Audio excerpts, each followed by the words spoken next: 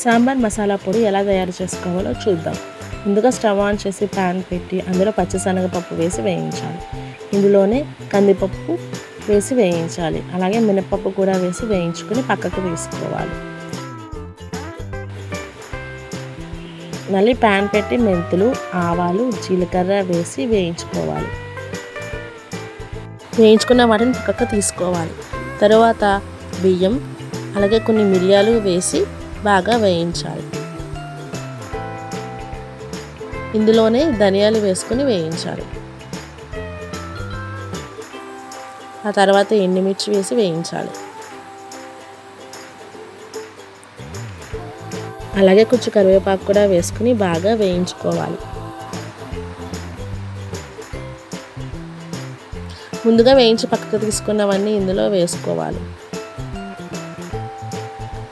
ఇందులో పసుపు వేసుకుని 2 నిమిషాల పాటు బాగా వేయించాలి.